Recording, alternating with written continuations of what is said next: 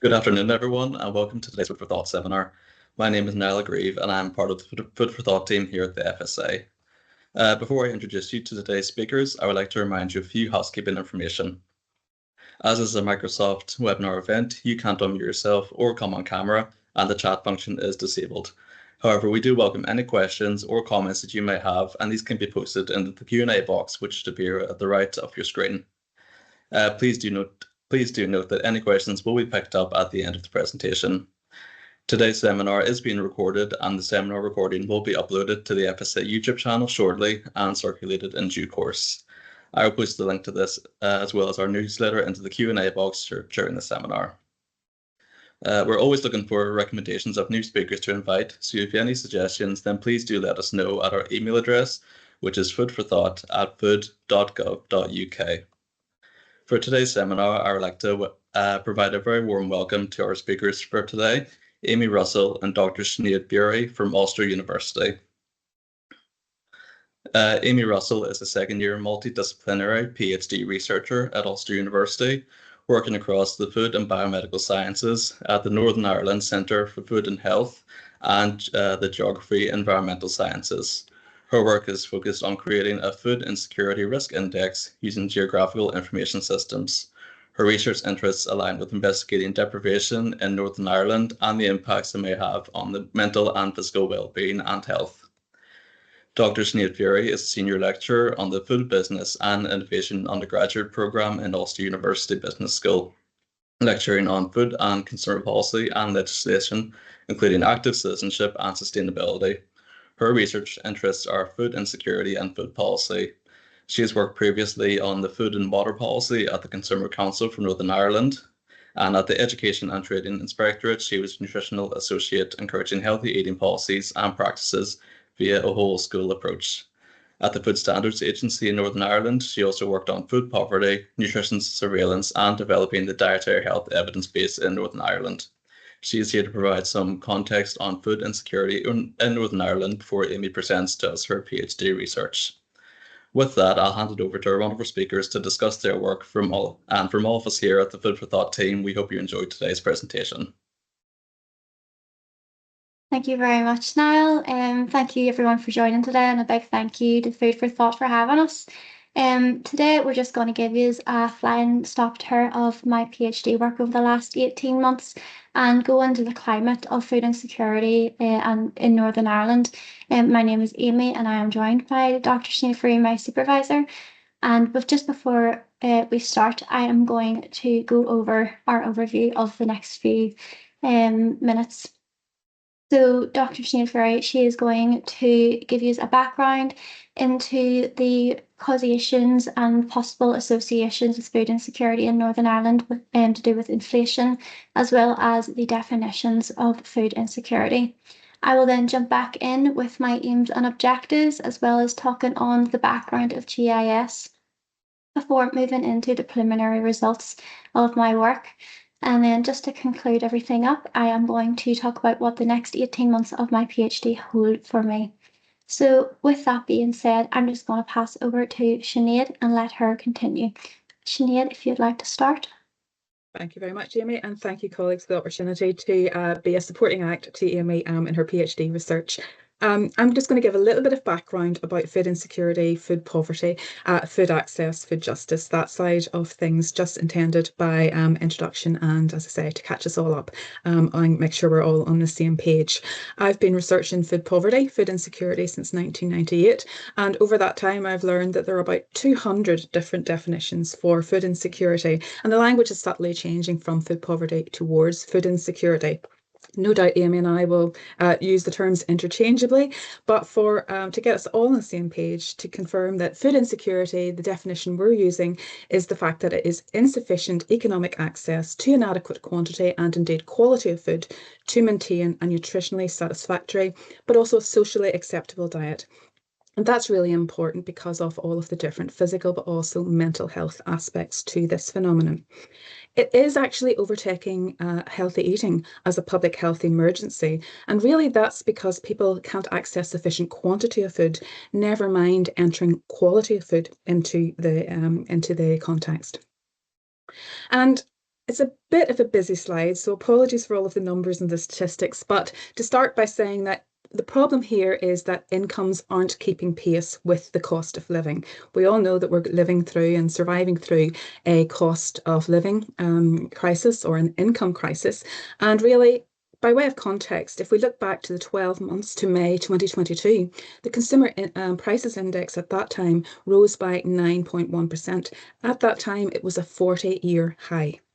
And the picture hasn't really improved since. Food prices between 2010 and 2024 have risen 46.1%. Bringing it into more manageable sort of terms and calendar years, it rose almost 27% in food prices between 2022 and 2024. And what's happening here is really we are experiencing what is a state of perma-crises. We are simply lurching from one crisis to the next. We're in this perfect storm of rising food prices due to socio-political, but also economic crises. Brexit being a classic example for that. Brexit was, for example, forecasted to add £25 to a weekly household shopping basket. In reality, it actually turned out to be a 25% increase in food prices between 2019 and 2023. It is hypothesised that in the absence of Brexit, that would have been a 17% price increase. And what it means is that ultimately business import costs as a result of Brexit are increasing. And that has to be borne by someone. And it's manifesting really as a food price increase and also demonstrating as reduced choice on our food store shelves. Together, in nice language, it's a problematic time.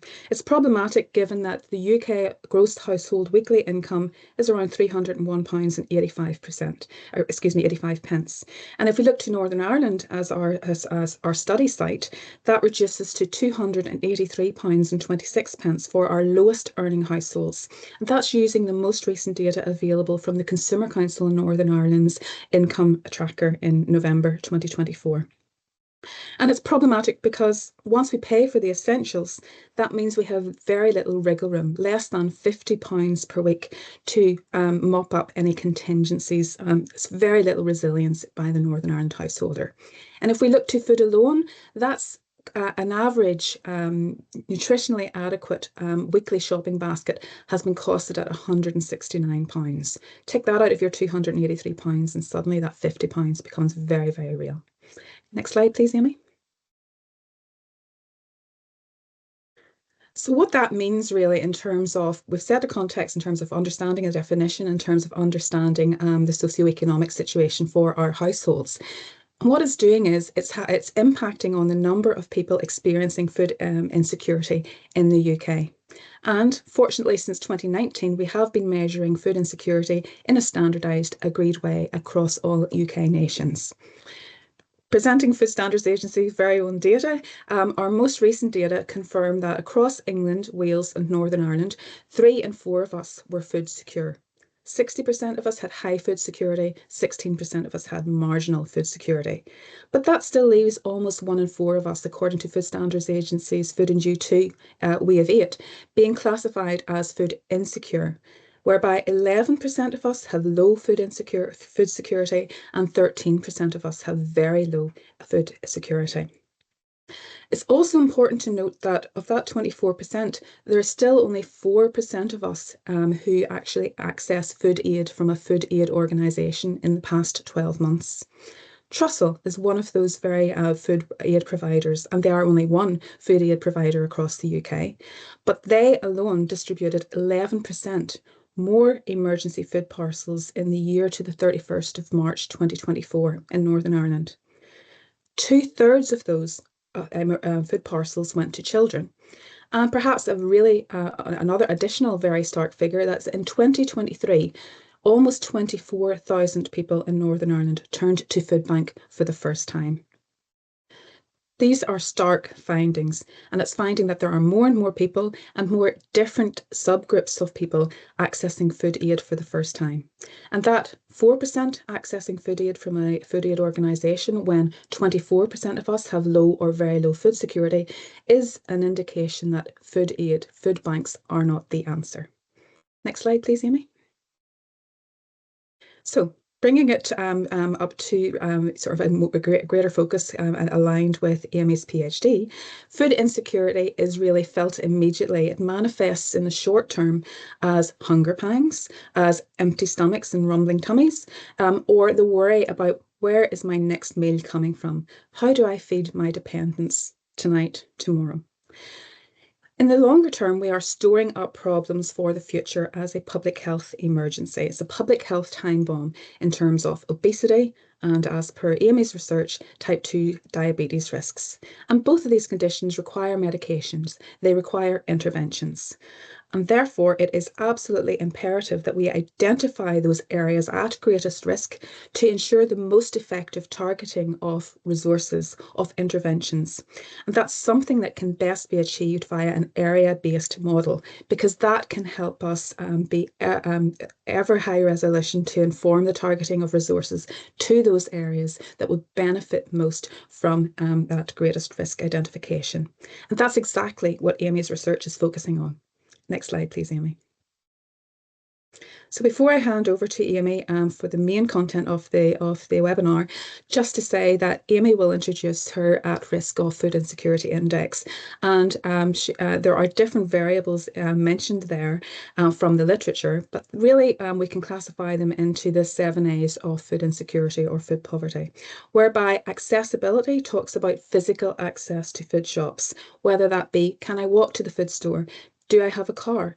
Do I have public transport access? In terms of availability, that's the range of foods available in that food store once you access one.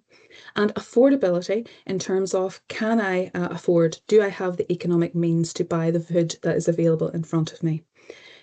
In terms of adequacy, we mean the nutritional adequacy of food available to us. And in terms of appropriateness, it's about considering if the food that's ultimately available to us is both socially and culturally appropriate for our specific dietary needs. Awareness then considers if we have the food skills, if we have the confidence to actually safely prepare the food that we ultimately buy. And remember again that definition for food insecurity. We must do all of this under the prism of understanding the complexity of balancing our budget while affording all of the essentials of living. Oftentimes that's accessibly communicated as heating or eating.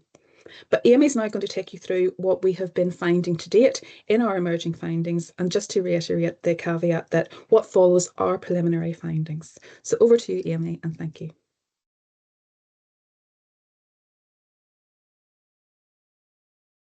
Thank you very much, Sinead. That was great. I can just move these slides along then. So it's due to these rising figures, as Sinead said, that we are focusing on food insecurity. So with that, my aim is to create a high resolution food insecurity index for Northern Ireland.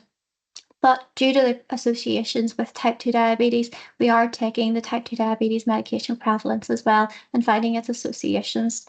Now, it is hypothesized that where the food insecurity is worsening, we will find higher rates of the type 2 diabetes prevalence, and this should align with the UK and US studies that have been conducted in the previous years.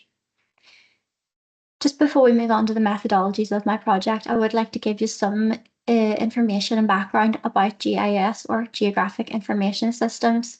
So it is the capturing, storing, and analysing, as well as displaying geographic data. With the data that you input into the software, you do generate the maps, and it is used in a variety of disciplines such as town planning, environmental impact assessments, animal welfare, and public health. An example in previous years within Northern Ireland of animal welfare, for example, is the avian influenza. DAERA and multiple organisations strongly encouraged the public to report deceased birds so they could get the locations tracked so that they could track the outbreaks and see if it is moving anywhere over the country. GIS then is going to be a massive part of my project as a tool, and we will be using the software ArcPro. And I'll be specifically focusing on public health.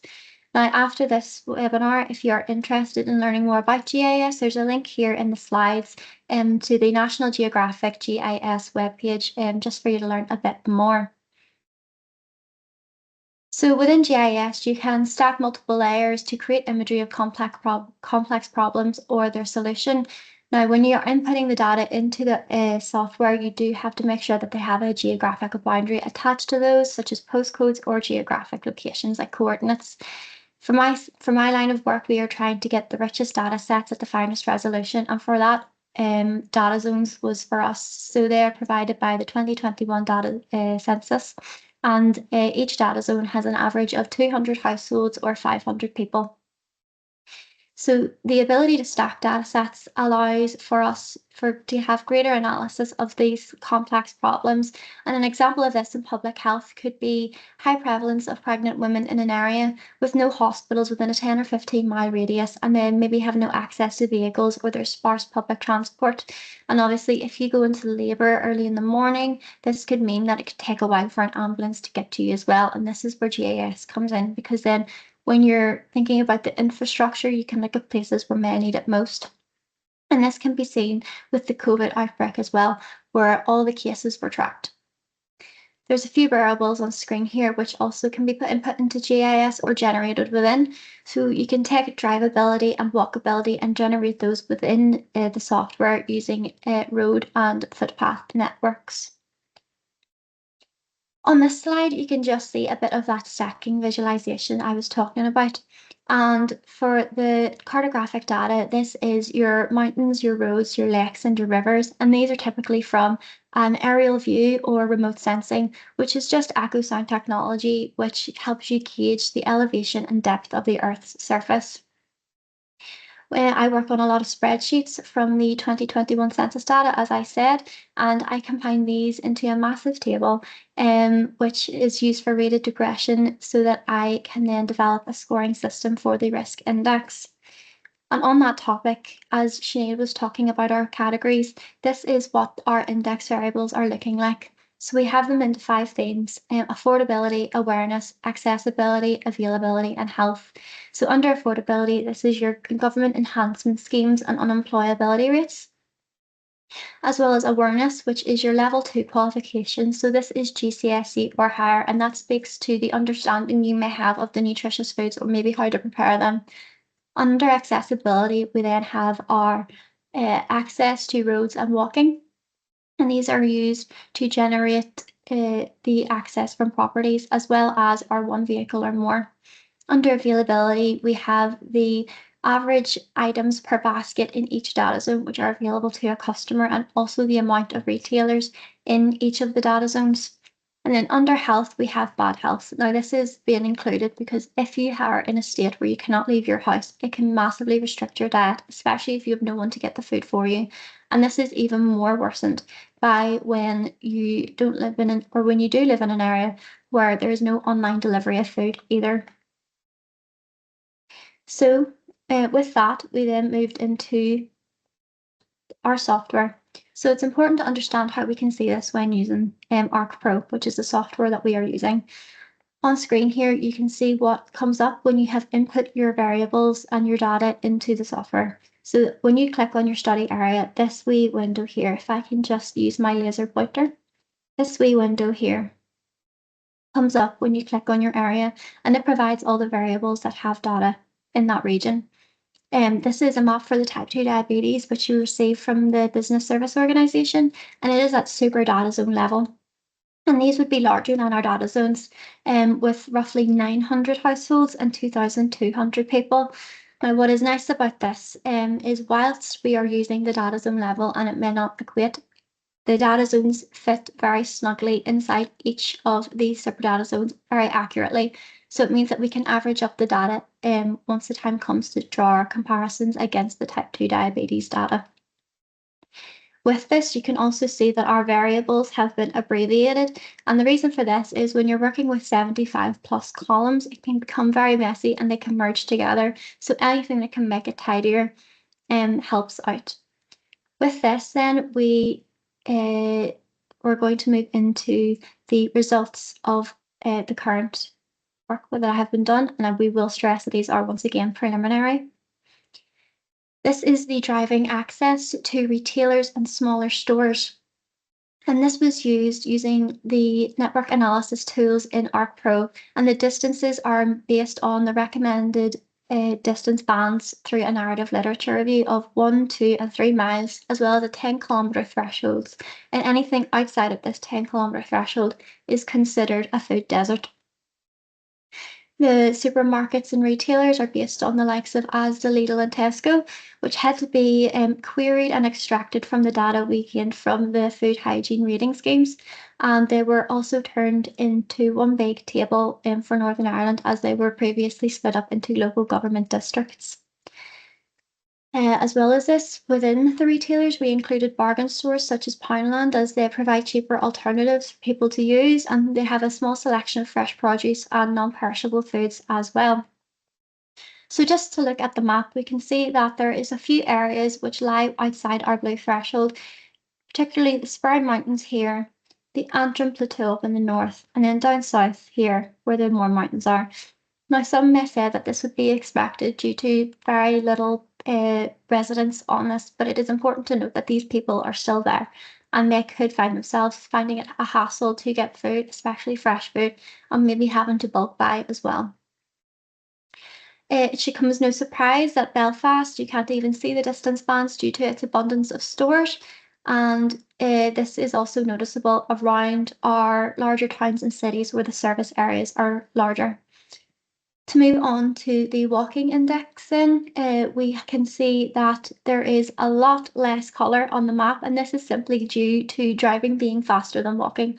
And it can be very noticeable that we also have split our retailers and small stores, such as convenience stores and corner shops, into two different colours. So we have our retailers in turquoise and we have our small stores in blue. These distances were 5-minute bands. They were also recommended through the narrative literature review as what people were willing to walk to a store. This was also included in the index, as many people do not own a car or try not to use public transport in order to save more money to pay for their groceries. And we found that when we averaged the walking and driving schemes for the index, that it became a very good variable to use.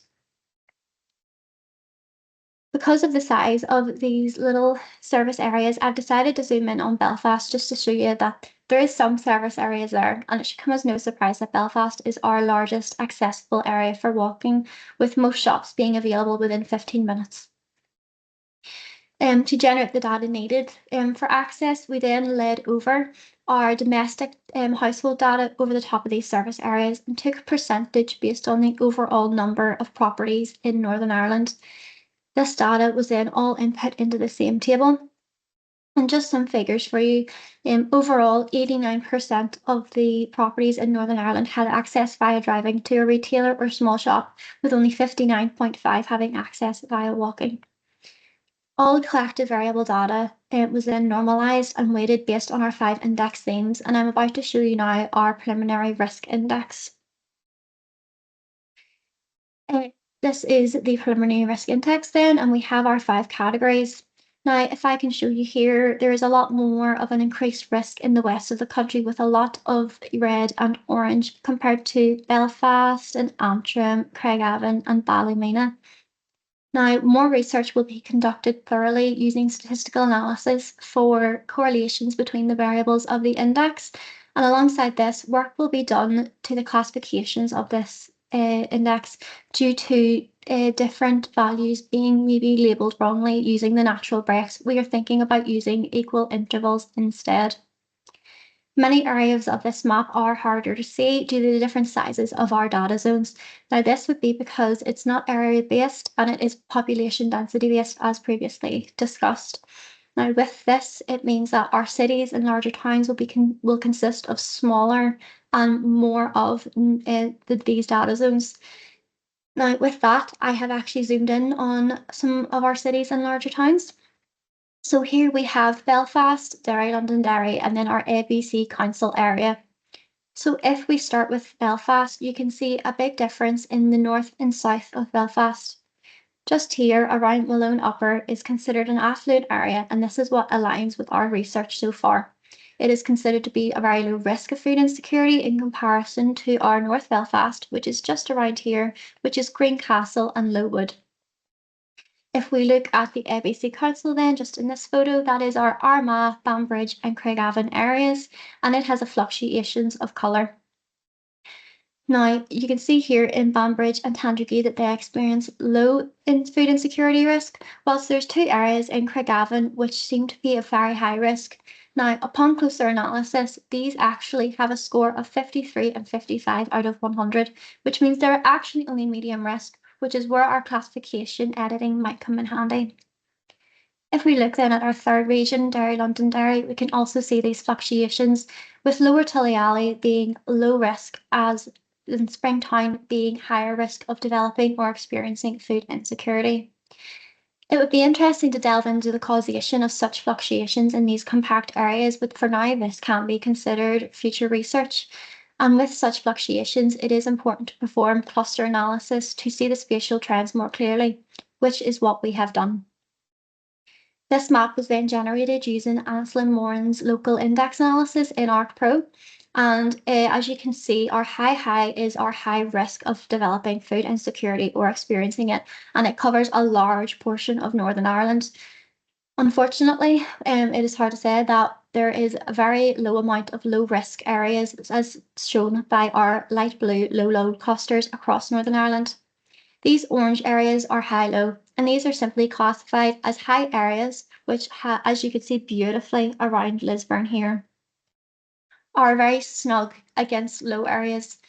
It can also be seen that there is these gaps in between, which is our satellite imagery coming through, and these are areas which didn't have significant data zone values against the other ones and could not be clustered. Now, it is because of these gaps that these orange areas could not be clustered with the red, hence why they have got their own classification due to their proximity to these low areas instead. Oh, goodness gracious, what happened? There we go. And if I just move on then, so these are going to be analysed against our type 2 diabetes clusters as well. And this will be, once the index is finalised, this will be generated again. And this is how we will do comparisons as well as our statistical correlations. And these will help us to draw our conclusions from the data. And on the topic of conclusions, this brings us to our next slide of what's next for my PhD. So within the next 15 months of my PhD, I aim and hope to get my literature review published whilst finalising the risk index scores in due course. Pearson's correlation will be used for statistical analysis following on from the finalisation of the scores, and will be used in a paper focusing on the creation of food insecurity and its risk index, as well as its novelty to Northern Ireland.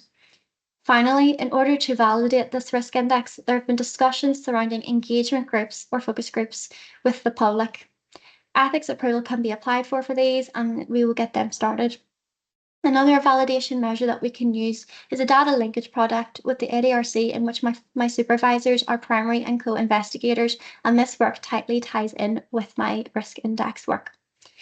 And on that, I would just like again to thank you all for joining us, and we are open to questions. Thank you to the Food for Thought team for this opportunity, and a massive thank you to my supervisors over the last 18 months for supporting me, and for the next 18 months for providing me guidance.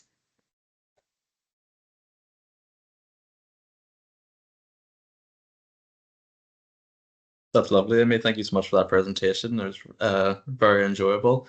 I think we have a few questions in the chat or in the Q&A box just for our attendees. If anyone would like to add any more questions, please use the Q&A box and we will go through these now. Just as a reminder for all our attendees, this recording will be available on the FSA YouTube channel, and if you would like copies of the slides, Aimee and Sinead have kindly offered for these to be shared, so please do email the team at foodforthought@food.gov.uk, and we will be able to pass these on to yourselves.